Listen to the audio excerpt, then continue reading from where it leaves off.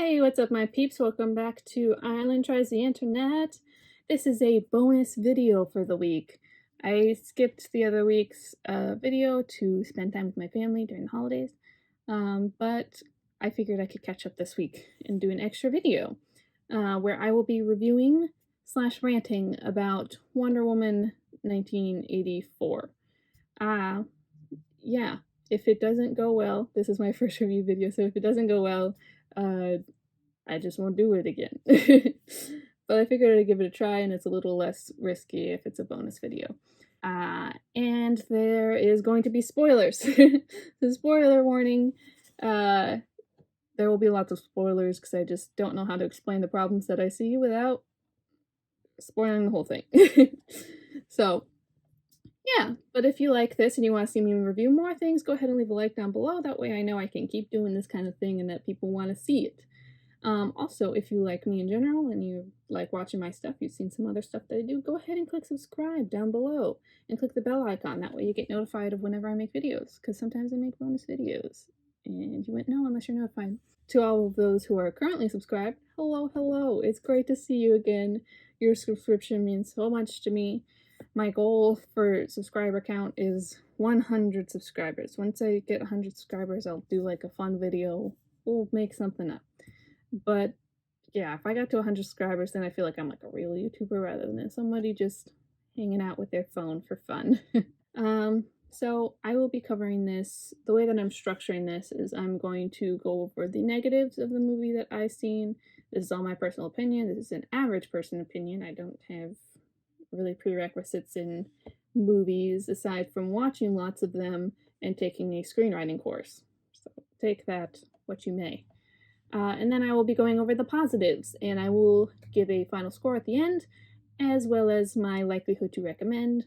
I'm sorry if this is unstructured, but it's kind of going to be a little bit rant style because that's all I can manage at the moment. So my problems with this movie kind of boil down to the writing and the editing, I think. So there were 3 writers on this movie, one of which is Patty Jenkins, the director of the film. So what that tells me, average person, is that this vision has been followed through in terms of writing to directing, because sometimes there's a disconnect, but if the director had a hand in writing, I would assume that this is what they wanted. Which makes it unsettling to me why there are a lot of inconsistencies in the film, at least that I found, and this is all opinion. So if you disagree with me or would like to explain why I'm maybe wrong, go ahead and let me know. Maybe I missed something in my watch through. And in terms of superhero movies, I've seen them all. I've seen every Marvel movie that I can think of, from Amazing Spider-Man to Hulk to the most recent Avengers movies. Love the Marvel franchise. DC I'm a little bit iffy on, but I have a fair share of movies that I like from them as well, and I've seen a majority of their movies, if not all of them, from Dark Knight on to Suicide Squad, Justice League, etc. I watched the first Wonder Woman, thought it was pretty good. I know a lot of people like really loved it. I thought it was just pretty good. If you'd like to hear more opinions on that, let me know. But yeah, so I was pretty excited for this one, and then I watched it. So my main issue is inconsistencies among the superpowers slash wishing thing. I took a screenwriting course at my university, and one of the things my professor kind of drove home is that a good screenplay knows when and what information to release. So you don't want to give all the information about something at the very beginning, because then you leave your audience with nothing to kind of hope for throughout the movie. But on the other hand, you also don't want to give too little, because then your viewer's confused about what I'm really looking at here.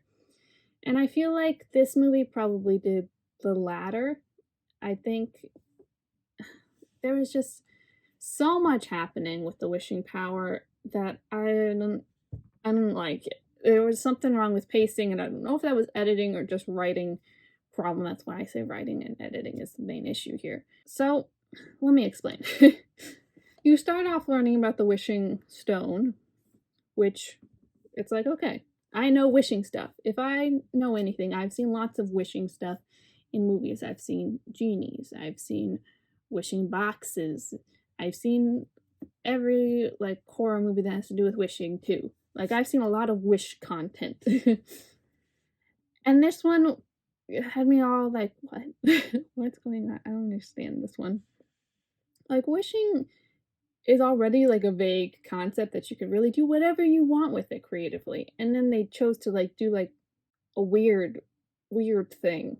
So the way that they introduce this is they're like, this rock grants wishes. And you're like, okay, that's simple enough. I can understand that with my brain. Rock equal wish. Hold rock, get wish. But the weird thing for me with this wishing rock is you hold it and it gives you like exactly what you want, which is never how wishing stuff works. And I mean, good for creative ingenuity or newness, the nuance of it, I suppose, but it just feels wrong that you could just hold this and it gives you like, you could say something super vague and it gives you like what you want in that vagueness. But like in the case of Wonder Woman, she's like, I want my love back or whatever. And she gets her boyfriend back. And then the cheetah slash leopard girl wishes to be Diana and wishes to be strong. And she like gets those things in the terms of like practically being Wonder Woman, except like an evil version, I guess, which they don't flush through all the way, in my opinion. That could have been, I feel like that could have been the main villain. She could have been like the main villain, like an anti-Wonder Woman, because she had like the same thing as Wonder Woman, but with losing her humanity was the main thing. But they didn't take that far enough for me. Instead, they focused on Pedro Pascal, which fantastic actor. I love him. The villain just didn't have a bearing. So, in terms of the wishing power that the villain holds, he wishes to be the wishing stone, which it's like, okay, I've seen every wishing movie there is. When you wish to be something, it's taken literal. I expected him to like turn into a stone. I literally expected him to be like absorbed into the stone. And that didn't happen. I guess there wouldn't have been as a movie. But I don't know. I feel like that would have been an interesting route to have him absorbed into the stone and then Cheetah goes back to the stone because she realizes, oh, I got power from this and I want to get more. I feel like that would have been like a more reasonable villain kind of arc to have because you started off with her as like a nice person and then she turns mean-ish. I don't know. I feel like that would have been a better villain plot than businessman makes business decisions. So he wishes to be the wishing rock, and I guess that kind of vague wish works out for him, sort of, in the way that he can now grant wishes. But he also knows now that he can trade things. Like, it hadn't been revealed up until then that, as far as I can remember, that it was possible to trade, that it was a trade-off. It didn't seem like from my memory of watching it, it didn't seem like Wonder Woman was like losing much at the time, nor was the other person, aside from being a little bit mean and maybe too violent, which is like a personal trait. I don't know if you could trade your humanity for a power that's like a part of you. I don't know. That was weird.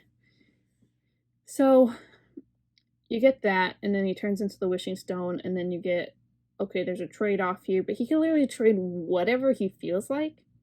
Like with the oil guy, he was just like, okay, I can take your oil properties. And he's like, I already sold that. And he's like, okay, then JK, I'm taking all of your bodyguards. Like, you can't, how are you able to just reverse back just because you're the wishing stone? You know that you can wish, if somebody wishes off of you, you could just take whatever, just whatever. I was like, okay, that's far-fetched, but all right. This is a movie about wishing. I'll take it. I'll take whatever. Then it moves to something that, like, it's a big why? What? That's a stretch, you know? So then it goes to a broadcasting system, and that's taken as his form of touching people, because you have to touch the rock in order to wish. But he just does like a radio broadcast signal across everywhere, which for me, it was seen as everywhere, but wouldn't that be, I don't, just the United States? I don't think it's legal to have it all around the world, but whatever, we're gonna ignore that. He broadcasts himself around the world and has them make wishes that go to him, but radio waves aren't touching people. Like, correct me if I'm wrong, science people, but the radio waves don't work like this and go back to the person projecting. Like, it's not like a physical hand holding like the rock requires. It's not touching. He's like, well, metaphorically it's touching. And he's like, I'll take it. It works. Like, that shouldn't work. That's like saying at the beginning of the movie, like, oh, we're breathing the same air, therefore my molecules are touching your molecules at the same time, therefore we're touching, so whatever you wish for right now is a wish that goes to me, because we're breathing the same air. Like, no, that shouldn't be a thing. Like, that's where you went? Okay, sure. So these little things about this power are just revealed over a long span of time. And it makes the pacing really weird. Because it'll be like 1 second, wishing stone, gotcha. And then when Wonder Woman wished for her boyfriend back, I literally missed the moment. I literally missed her asking for that because it just wasn't like highlighted really. Like, I like paused the movie and turned to my mom and I was like, when did she wish for that guy? And I was like, that's at the beginning. I was like, did I just miss it? Was it just not high? Because when the cheetah, panther, leopard lady, Catwoman made her wish, it was like a big deal. And like you saw it happening. But then for Wonder Woman, it was like an off comment and then he just shows up.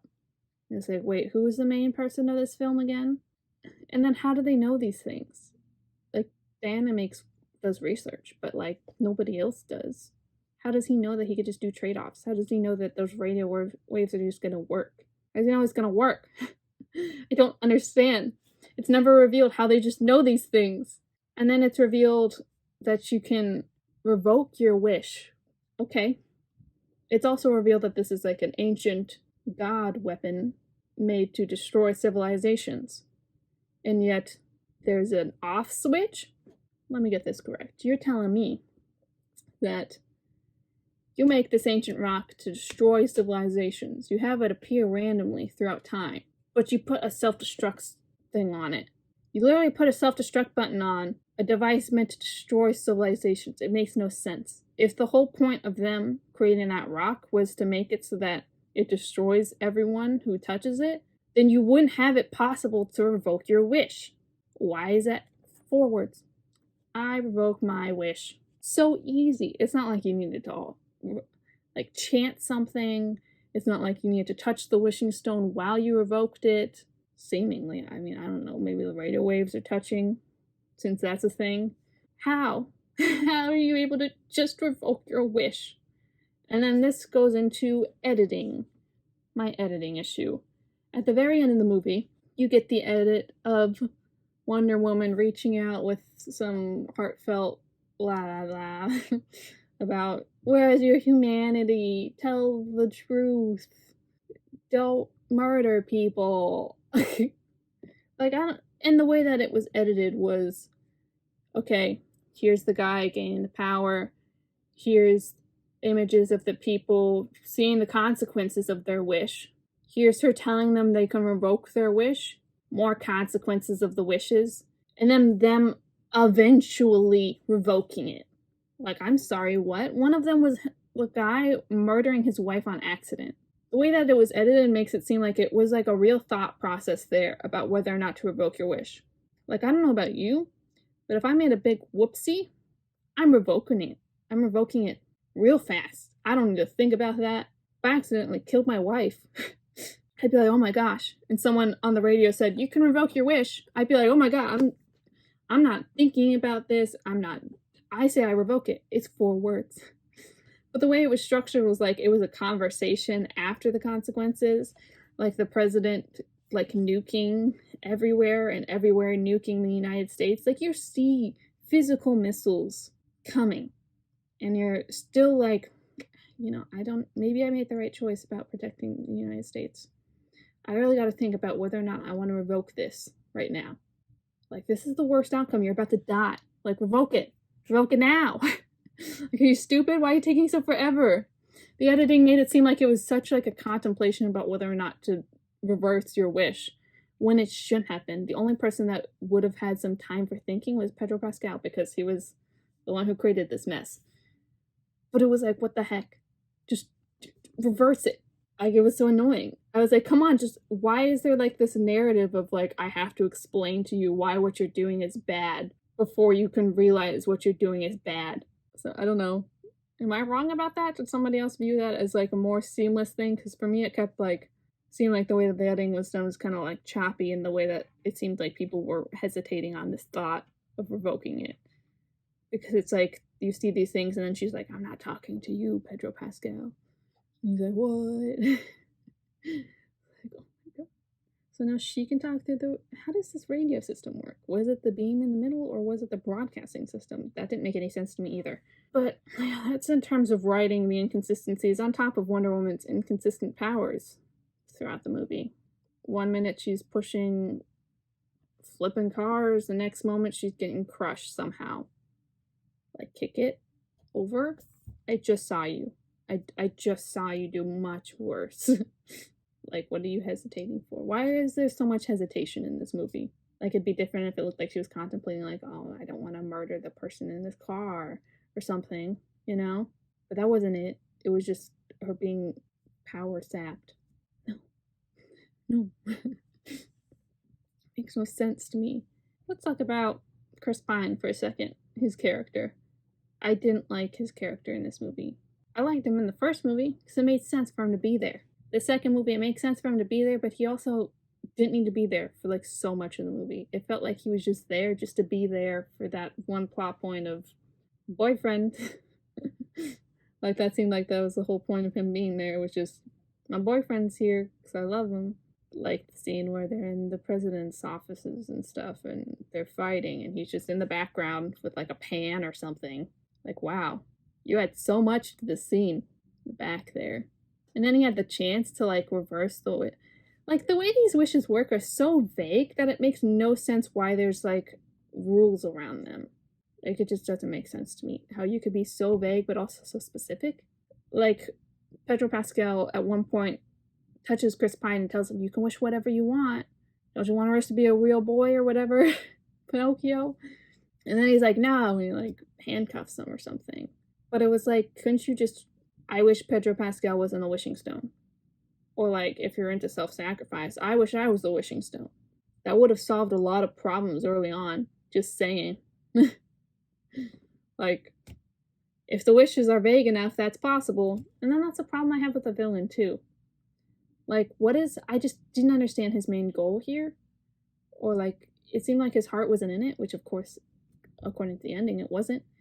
But it was like, why are you doing? I just couldn't understand why he was doing anything he was doing half of the time. Because it was like he just made this plan of being the wishing stone and then kind of didn't think it through from there. Because he was like, okay, I'm going to be the wishing stone. But I was like, what are you looking for? Are you looking for power? Are you looking for money? Are you looking to rule the world? Are you looking for longevity? Because you got none of that. You could literally get all of that if you just had your son hold your hand and say, I wish my dad had a mansion with millions of dollars and we were wealthy forever.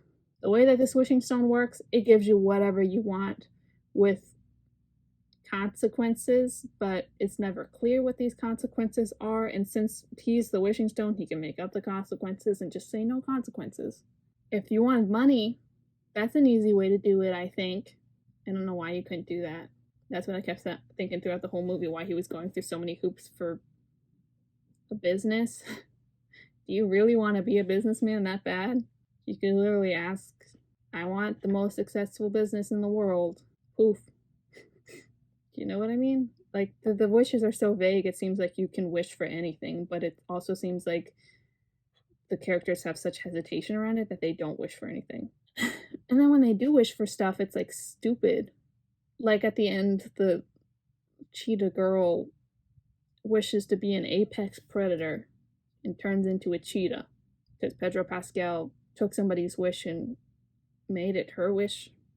That kind of logic is a little lost on me. But when I heard her say she wanted to be the apex predator, I thought figuratively. I was like, figuratively, she wants this. Just like figuratively, she wanted power. No, she wanted literally to be a cheetah woman. Why? You can't swim. If it's so specific, like, was that exactly what she wanted?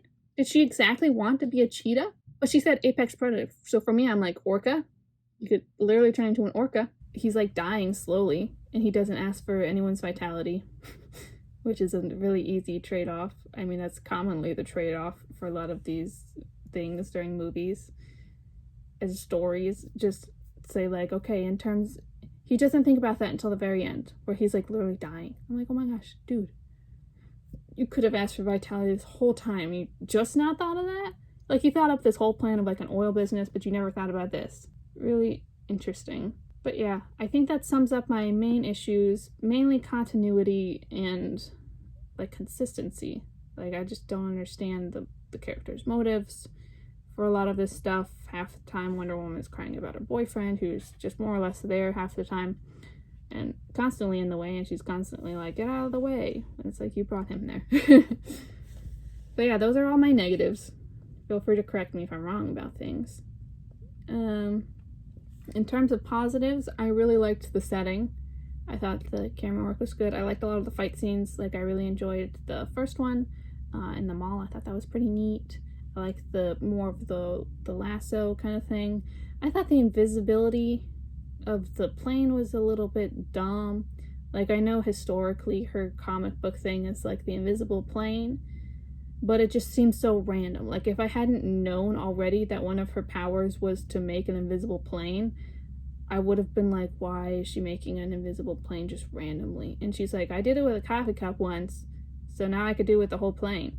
It's like, okay, how? How do you just know how to do this? Even though it was never revealed that you could do this in the other movie that I can remember. And then she also takes a plane from the museum, I think, which is like, okay, they leave a fully fueled key in the engine plane there. But, you know, I enjoyed a lot of the scenery. I enjoyed her flying up into the air and kind of exploding with her powers, learning how to fly. I thought that was neat. I like Wonder Woman as a character. I don't know if I was the only one here, but I thought that there was going to be a connection between her and the Cheetah Woman. They were going to like pair up at some point, either relationship-wise or just as friends, but that never happened. So that was a drop there. They just left the Cheetah Woman there, and that was it. I thought the golden armor was really cool. I wish they had done more with that. I know they did the original Wonder Woman at the end credit scene. I thought that was nice, like a nice homage, but also sad that she was in this movie because it wasn't that good. But yeah, I liked the camera work. I thought the acting was decent. I liked a lot of the music was good. Like, I liked Wonder Woman's music. Like, her score is pretty good. Hans Zimmer is just always good, you know. So those are a lot of the positives for me. I mean, I thought it was like a full-fledged movie. It was a little long, but I mean, there was a lot to cover, so that was fair. Yeah, that was kind of all the positives I had after going on a long rant about it. But overall, I'd rate this movie probably like a 6 out of 10, 6.5 maybe. Like, I felt like there was a lot of good things they started with, but I feel like they didn't flesh out anything enough, and there was a lot of consistency and kind of like weird things where it's like, as a normal person, it was like, what's going on? Why is this happening? There was like weird pacing. So the pacing was a little bit off for me, where it was like they would just reveal this and be like, oh, they're not going to reveal that until the very end. It's like, but that was kind of relevant information at the beginning, don't you think? So yeah, I feel like they could have done a lot more subtle hints and went a different direction with the movie, but they didn't. So 6 out of 10. If you like Wonder Woman, I say it's worth a watch, just so that, because there's Wonder Woman in it, and it aids to your story and her powers, at least, in case they do another movie. So yeah, I think that makes it worthwhile, but also it's just not very good, so just be prepared for that. I wasn't a big fan. I liked the first one much more than this one, and I didn't like the first one overly much. I thought it was good, but not great. And then this one I think is just not good. So I don't know. If you disagree, let me know. Maybe I was wrong on all of my points and I just misread the movie completely and I need another watch or something. But yeah, hope you liked this bonus video. If you'd like to see more, again, leave a like and subscribe. And let me know your opinions down below. Do you agree? Do you disagree? Do you like Wonder Woman? Is Wonder Woman your favorite person in the whole world and you wholeheartedly love this movie? It's the best movie in the whole franchise? Let me know. I'm willing to admit I'm wrong. Bye!